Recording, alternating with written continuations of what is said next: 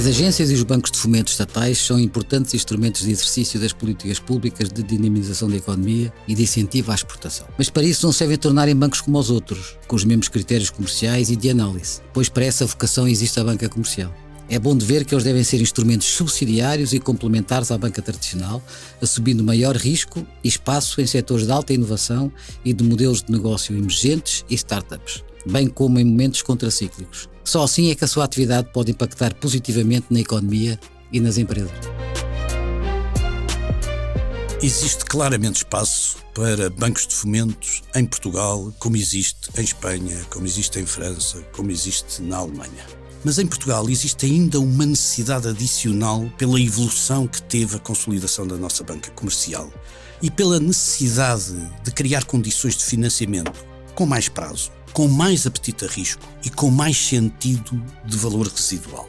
Por isso o Banco de Fomento é uma excelente ideia, mas uma excelente ideia só é excelente se for aplicada de forma atempada, rigorosa e profissional. E o Estado é normalmente um fraco executor. Este é, portanto, um desafio ao Estado. Se falhar, a responsabilidade será do Estado. Se for bem sucedido, o benefício será de todos.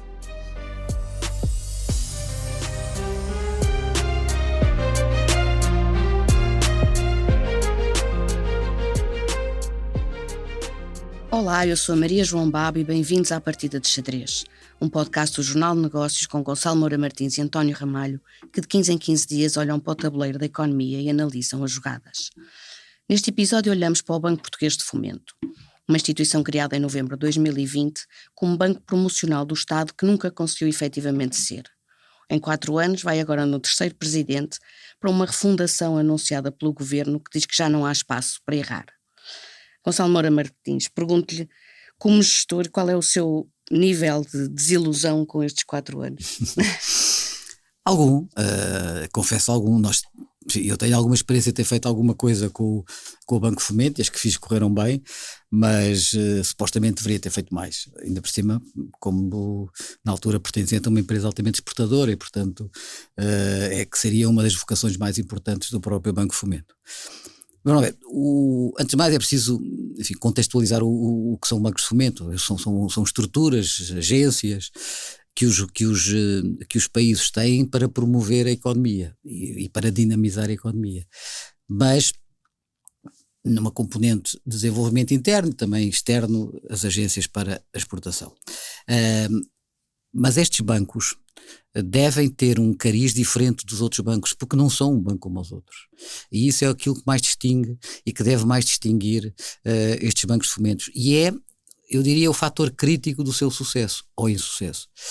Muitas vezes, alguns bancos, e eu tenho muita experiência com bancos multilaterais e com bancos de desenvolvimento e de fomento, alguns de cariz internacional, e muitos deles têm a tentação para passarem a ser bancos comerciais, e eles passam a ser bancos comerciais quando começam a adotar critérios de análise igual à banca comercial. E isso continua a deixar de fora algumas empresas que não conseguem chegar à banca comercial. Mas se os critérios usados por estes bancos de desenvolvimento e que têm um fim, um propósito público,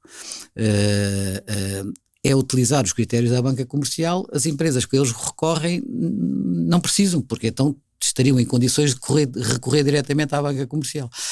E, portanto, esse é o maior desafio, eu diria, deste tipo de instituições, que é ter critérios de salvaguarda de utilização dos dinheiros públicos capazes, mas, por outro lado, terem a capacidade de se afastar em mercados, em segmentos e em condições do que é a banca comercial normal.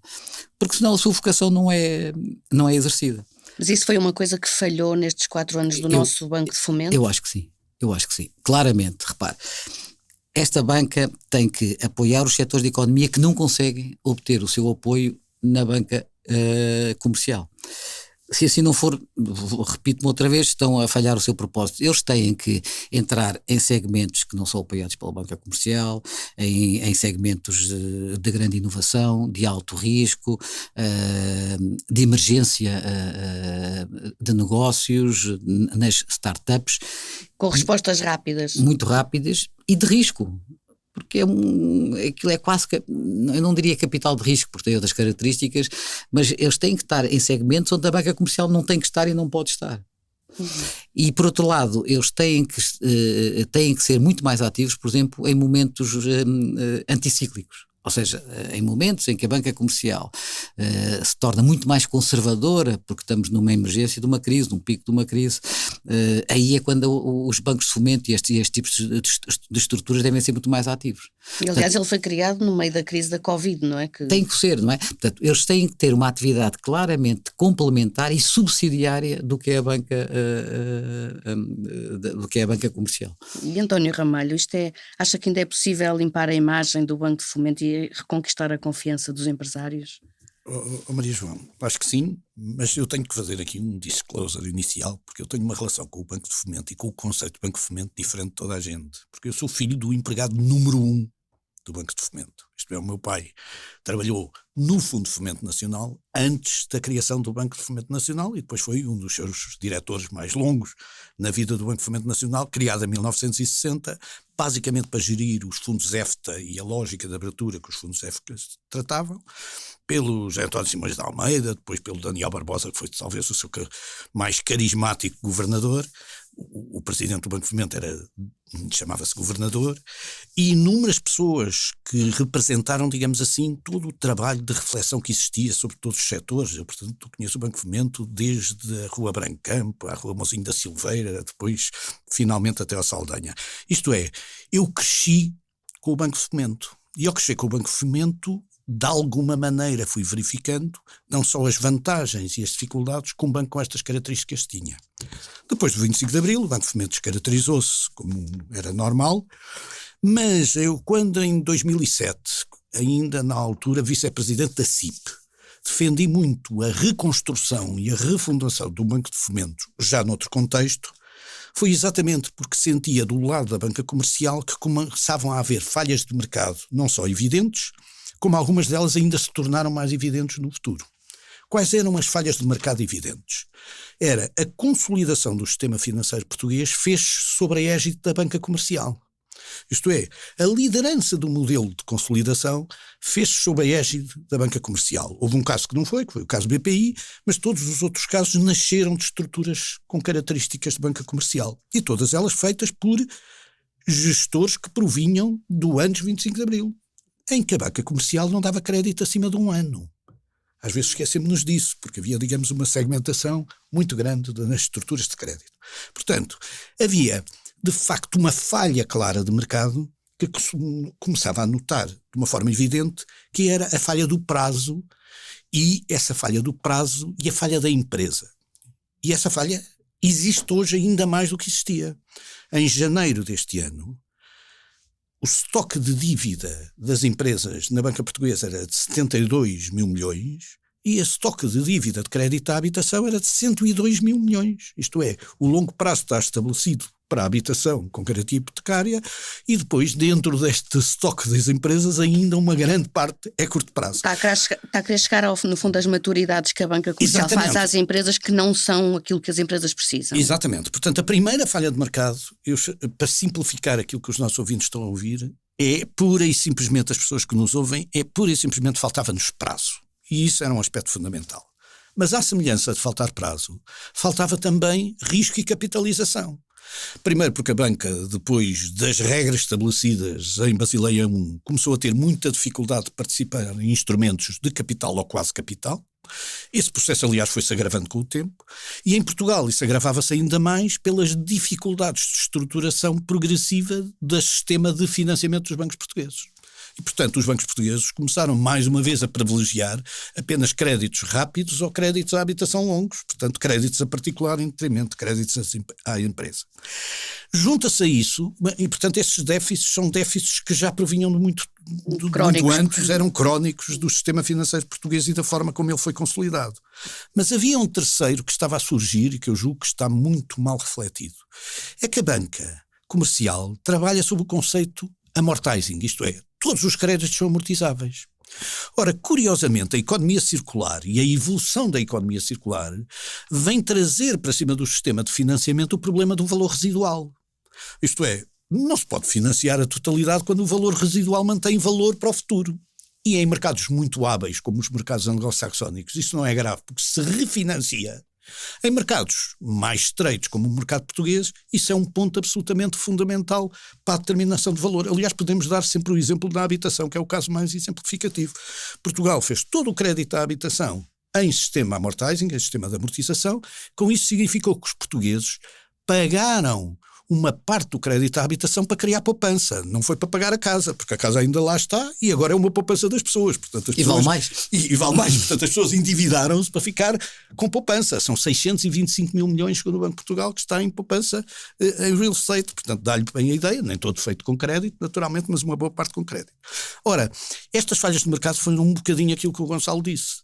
Existem, na minha opinião, 3 falhas de mercado centrais, uma que tem a ver com prazo, outra que tem a ver com risco e outra que tem a ver com residual. E essas falhas de mercado precisam de uma instituição diferente. Que falhou nestes 4 anos a responder a essas 3 questões? A ideia do Banco de Fomento, para mim, será sempre boa. Acho que a forma como o Banco de Fomento foi introduzido no sistema português foi, antes de mais, um Banco de Fomento que teve dificuldade em definir o seu papel. Também o facto de ter sido introduzido em 2020 e basicamente procurar ter como herança tudo aquilo que eram as estruturas montadas, nomeadamente as estruturas para servir as linhas Covid, que foram as garantias mútuas, focou em objetivos distintos daqueles que eram os objetivos centrais, e a verdade é que a execução teve aquém da ideia. Portanto, eu tenho sempre medo, fiz este disclaimer inicial, porque tenho sempre medo que as minhas opiniões sobre o Banco de Fomento, que são muito favoráveis, muito entusiastas, possam parecer sempre influenciadas por esta emoção do crescimento com o Banco de Fomento. E, portanto, sempre que lá em casa me ouvirem falar do Banco de Fomento, faça um bocadinho do desconto que isto representa, esta admiração que eu tive por um Banco de Fomento que foi criado num período de 1960. Mas acho que continua a fazer falta, e se calhar ainda mais falta hoje, uma estrutura com estas capacidades, porque isto da circularidade económica é uma realidade do presente, não é uma realidade futura. Agora, estando nós, Portugal, a investir fortemente em turismo, nós achamos que o turismo se consegue fazer com linhas de 7 anos? Estamos todos enganados. Boa parte, digamos assim, do conceito de investimento é investimento médio e longo prazo. A reindustrialização vai obrigar a isso. A internacionalização vai obrigar a isso. A indústria vai obrigar a isso. E por isso, um Banco de Fomento muito eficiente e focado em prioridades específicas, e parece-me que o desenho atual é um desenho muitíssimo eficaz para o efeito, é o primeiro passo essencial. Mas há outro passo, que é o passo das competências, que entretanto a banca comercial perdeu. As competências que o longo prazo hoje não existe. Nós hoje em dia já não temos especialistas em Project Finance em Portugal, e precisamos de os ter. Nós hoje em dia já não temos grandes especialistas em financiamento de médio e longo prazo, e precisamos de ter. E Gonçalo, o Banco de Fomento podia responder também a este tipo de falhas que a banca comercial está a ter, mais alargadas? Tem que responder porque o banco tem como missão principal não ser um banco comercial. Esse é que é preciso perceber. Portanto, ele tem que ir em tudo aquilo que a banca comercial não faz, e tão bem explicado pelo António, o Banco de Fomento tem que fazer. Tem que fazer em maturidades de empréstimos, como agora se referiu, tem que fazer nisto de mercado que a banca comercial não entra, nos startups, na alta inovação, naquilo que são todos os negócios que não têm um track record para provar à banca que vão ser bons, ou que podem vir a ser bons, porque esse não é a missão da banca comercial, e nos negócios, enfim, de alto risco, mas de grande potencial, que existe uma falha de mercado. Ou seja, enquanto que noutras economias todos estes segmentos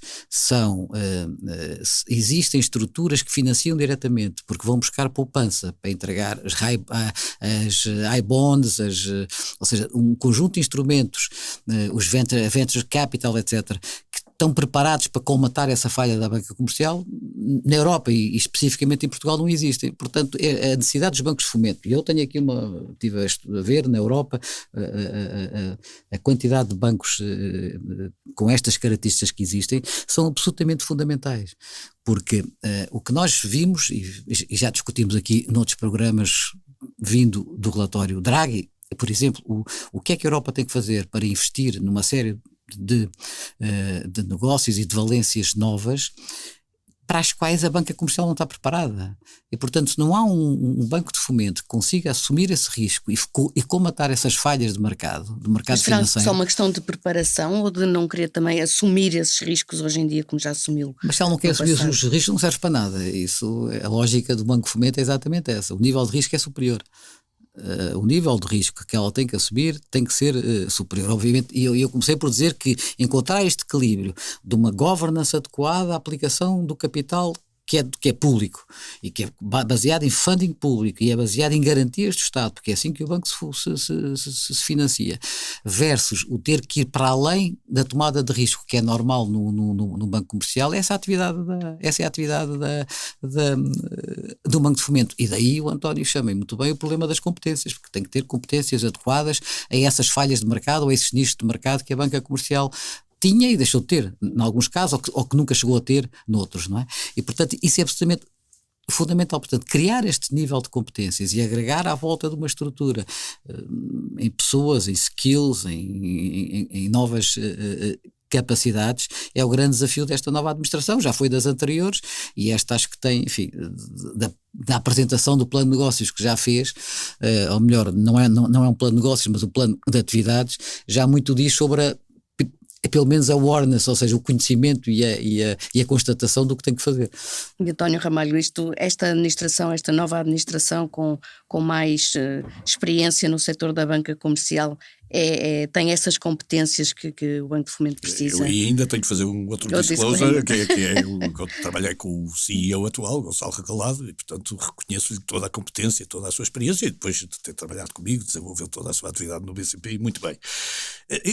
Eu acho que o ponto fundamental é dizer, isto existe noutros países e funciona noutros países. O Gonçalo chamou a atenção disso. Funciona, não é preciso ir só aos países mais longos. Nós temos aqui ao lado em Espanha a funcionar, e muito bem. Temos o BPI em França, que é verdade que é um banco que é recente, 2013, mas de todas as maneiras baseia-se em sustentação muito antiga de outras operações que o precederam. O BFW na Alemanha, desculpa, António. O BFW na Alemanha é uma máquina impressionante, e se nós pensarmos que para isto, o que nós vemos, o QFW é de 1948, é um pós-guerra, e portanto o que acontece basicamente é que o QFW representa 4% do PIB alemão, o BPI em França representa 4% do PIB francês, e em Espanha o IC tem qualquer coisa como 2% do PIB.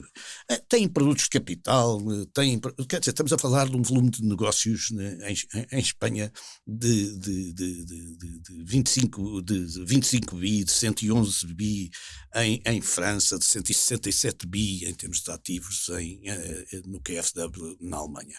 Portanto, estamos tudo a falar em instituições que já estabilizaram a sua resposta. Foram elas que serviram naturalmente durante as linhas Covid, mas basicamente elas responderam muito bem a 3 funções que este Conselho de Administração veio no seu plano de negócios definir com muita exatidão. Primeiro, vamos ser um banco de garantias, porque já temos a experiência das garantias mútuas, juntamos a experiência do BEI em garantias e do FEI, e podemos ser, digamos assim, um prestador de serviço de garantia adequado. Isso até lhe permite uma relação positiva com a banca comercial, que também é necessário introduzir para que não sejam concorrentes, mas complementares do mercado.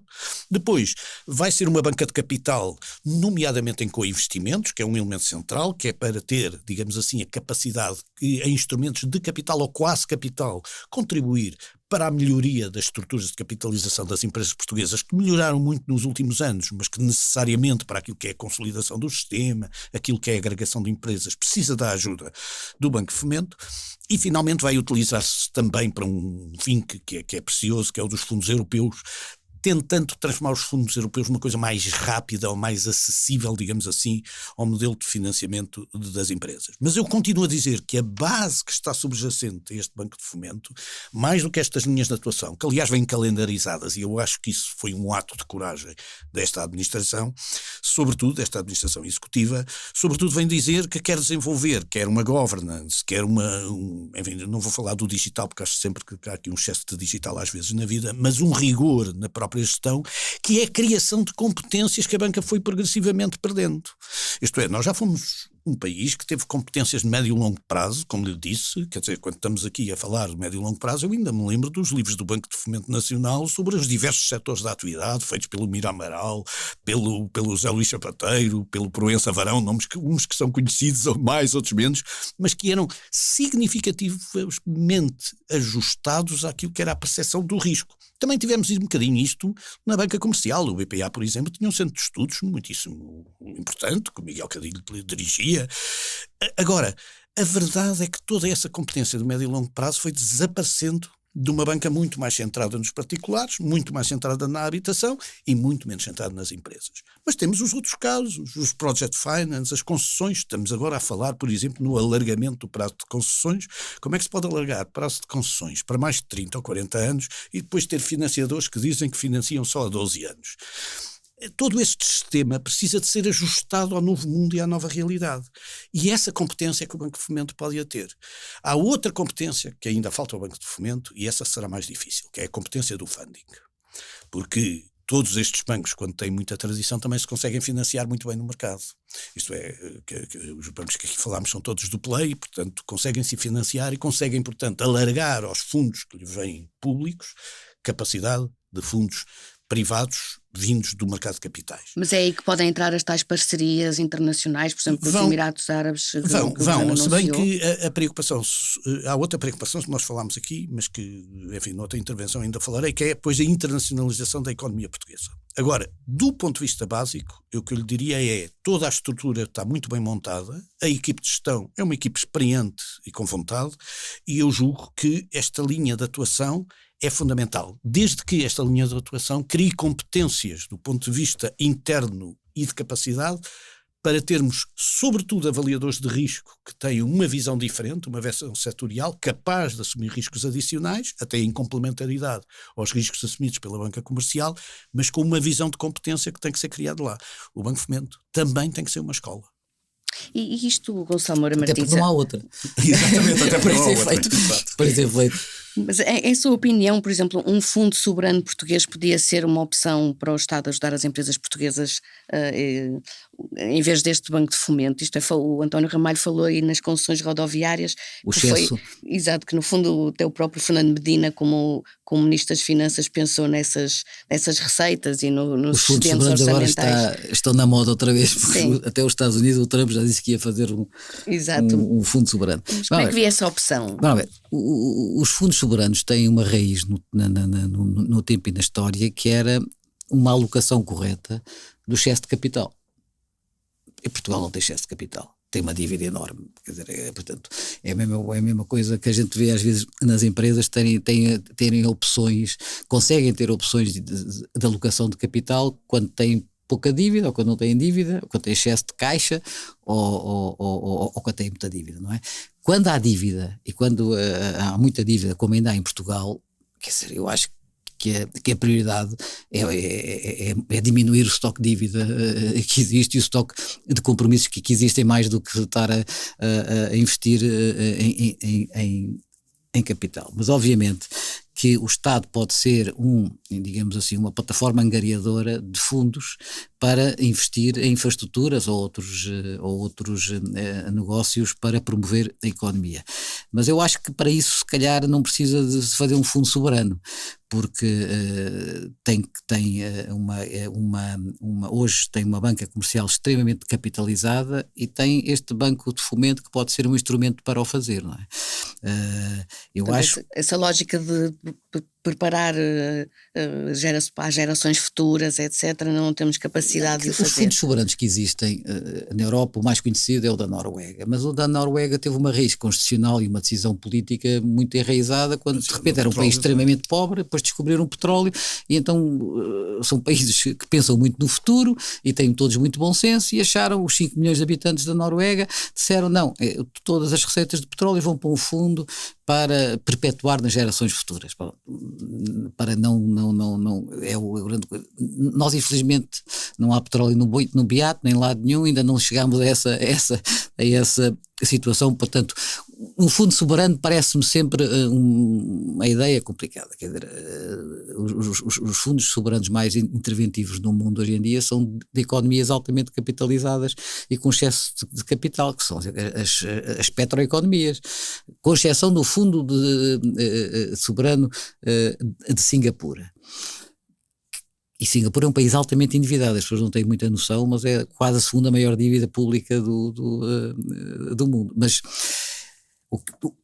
o que eu digo é que eu acho que Portugal, como país, não tem a economia, nem tem uma situação financeira que lhe permita estar a pensar... Não é uma opção para si, portanto as fichas devem estar no Banco de Fomento. Não faria muito sentido, sinceramente não faria muito sentido.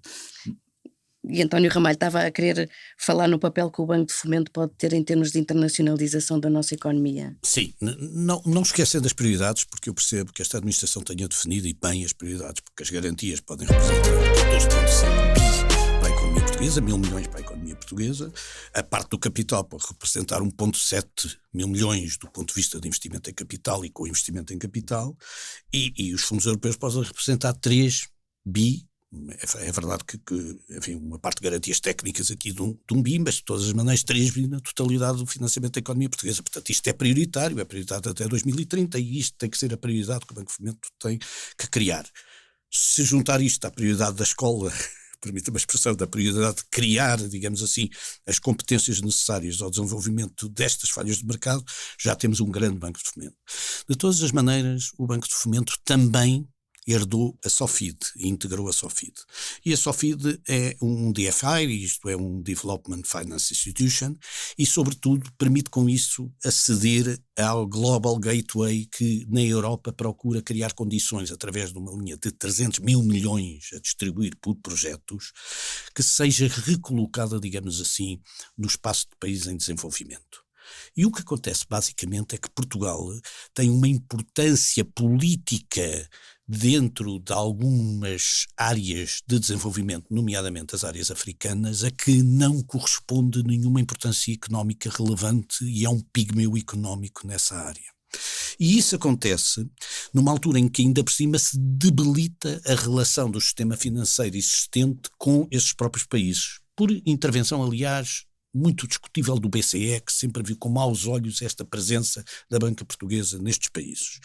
O que significa, basicamente, que nós vamos agravando um problema de trocas comerciais, de que, aliás, os últimos números que vocês, aliás, deram e muito bem, prova com uma descida de 20% naquilo que são as trocas comerciais entre países de língua oficial portuguesa, e onde quer queiramos, quer não, Portugal é claramente o pivô deste desenvolvimento.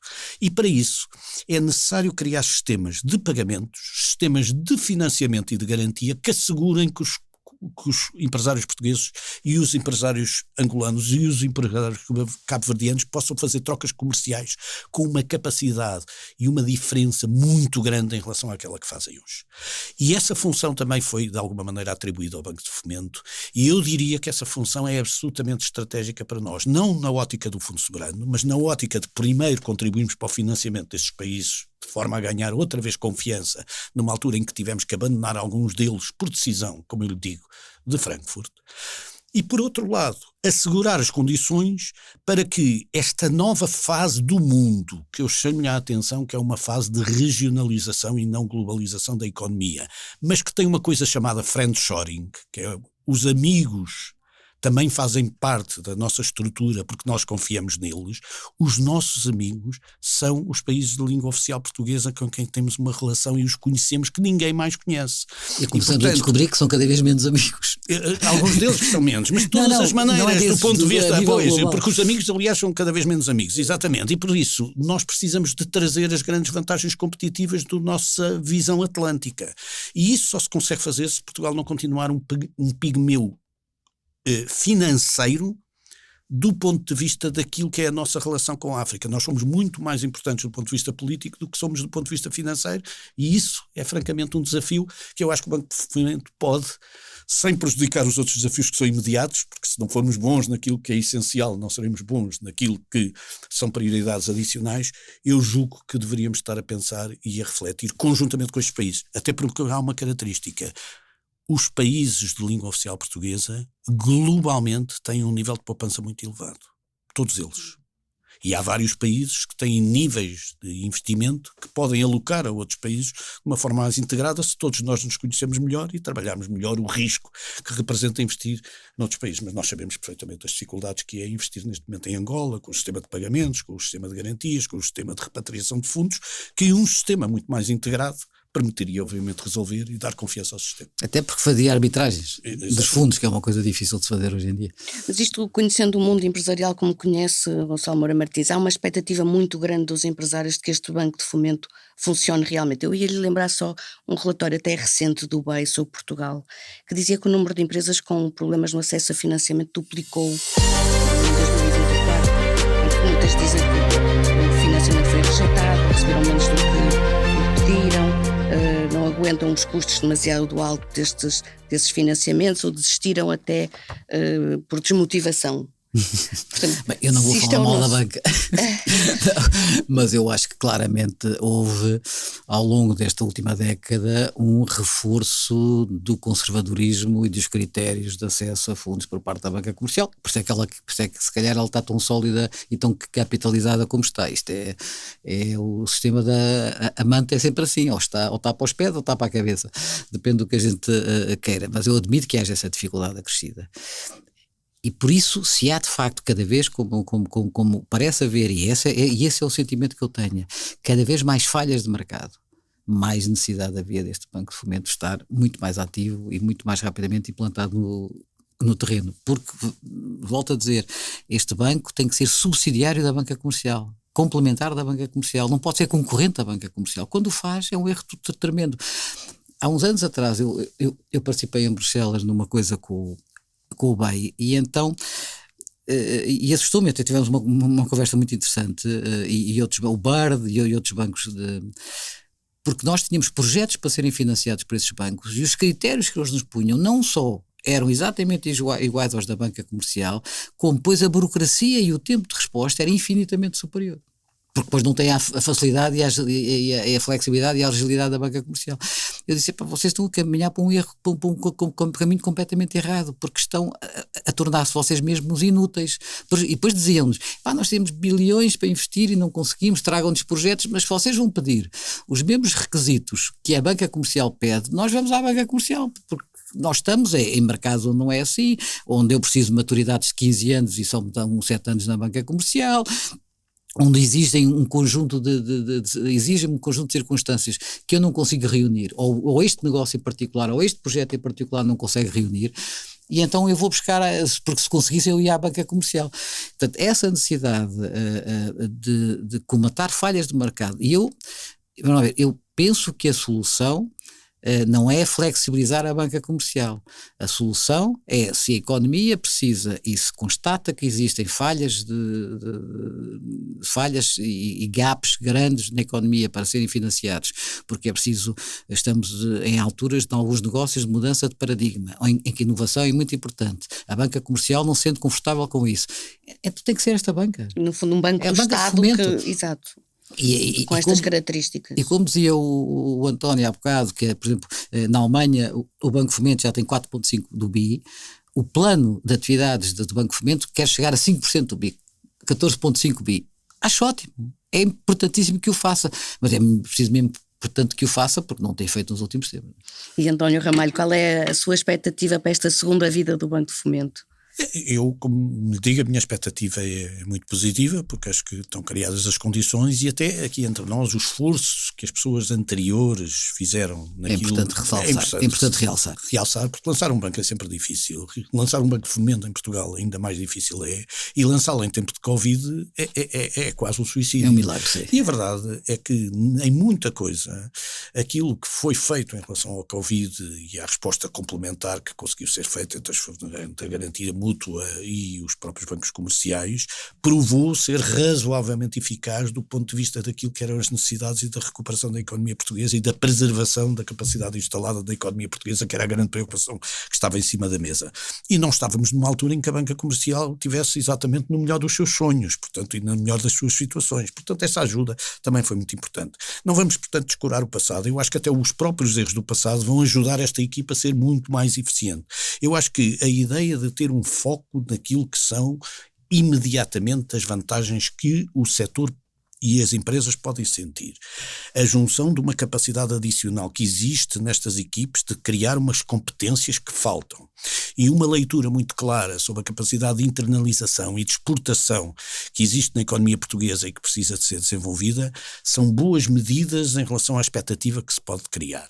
É natural que a equipe que está no Banco de Fomento, uma das coisas que tem que explicar é ser suficientemente rápida para não quebrar de novo expectativas criadas em relação ao sucesso necessário.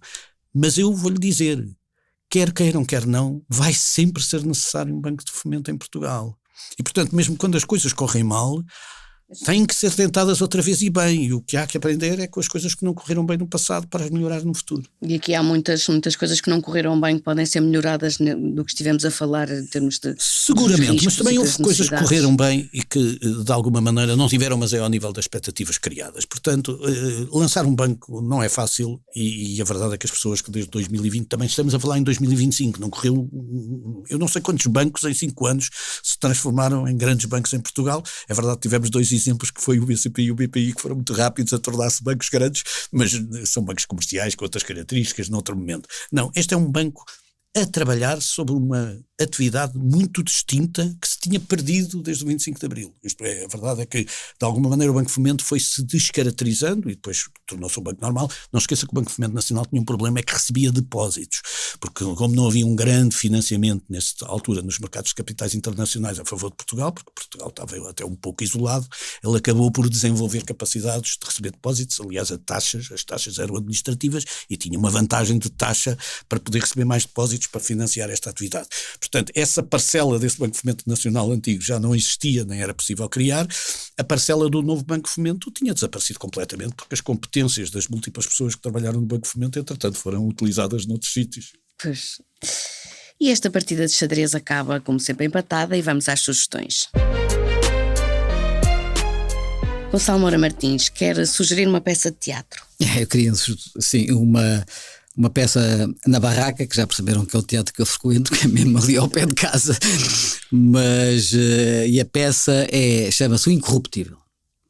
E nós vemos o nome da peça e pensaríamos que o personagem que é o principal, o António, como ele se auto-intitula, seria incorruptível por uma questão de caráter. Mas não, ele era apenas porque era uma incapacidade total para ser corrompido. E então a peça toda, que tem muita piada, o texto é do Hélder Costa, é toda à volta da tentativa constantemente frustrada de ser corrompido, aliás, como todos os seus colegas, e ele diz, eu fiz tudo o que era para fazer. Eu comecei como Presidente da Junta, depois fui motorista do Presidente da Câmara, depois fui chefe de gabinete do subsecretário de Estado, depois chegou a Ministro, e como é que era possível que nunca tivesse sido corrompido? E ele era olhado por desprezo pelos colegas, desprezo pela mulher e pela família, porque era um incapaz, não conseguia ser corrompido. E a peça acaba ele a ser despedido do partido, a ser demitido e expulso do partido exatamente por essa incapacidade. O texto é obviamente muito engraçado. Na Barraca às sextas-feiras às 7h30. E António Ramalho quer falar sobre uma fundação. É verdade, porque tive uma experiência numa fundação que eu não esperava ter, que fui à inauguração da Fundação Renato Albuquerque, que é um nome razoavelmente desconhecido. O Renato Albuquerque foi um empresário brasileiro, esteve envolvido em Portugal na construção da Beloura e na construção da Quinta do Patino, mas sobretudo o Renato, que só tinha, ele tem 97 anos, é uma elegância de cavalheiro, e que só tinha em Portugal a sua casa no Linhó, que era uma quinta no Linhó, aliás totalmente desconhecida, porque é no meio do Linhó, não num sítio assim particularmente visível. A verdade é que ele foi colecionando, e é nada mais, nada menos que o maior colecionador mundial de louça chinesa exportada. E são 2.600 peças e trouxe nada mais nada menos, decidiu fazer na sua casa cá em Portugal uma fundação e transformar, ele ainda está vivo, e transformar aqui um museu. E a verdade é que o museu é absolutamente fantástico, absolutamente notável do ponto de vista da cerâmica. O sítio é um sítio verdadeiramente imprevisível e muito bem arranjado, mas sobretudo a simbologia de alguém que viveu toda a vida entre Londres, entre a China e entre os Estados Unidos, vir escolher Portugal como uma ponte, sendo ele brasileiro, naturalmente isto tem uma proximidade, tendo ele trabalhado em Portugal um pouco, mas não deixou de ser as suas casas de férias, escolher aqui o sítio para criar a sua fundação, o museu que abriu agora recentemente e que no Linhó está à vista de toda a gente, uma coleção absolutamente notável, onde aliás as primeiras peças são naturalmente peças portuguesas, porque são porcelana da China, que naturalmente era exportada através dos navios portugueses para Portugal, mas depois tem obviamente uma variedade de porcelana absolutamente notável e uma apresentação notável.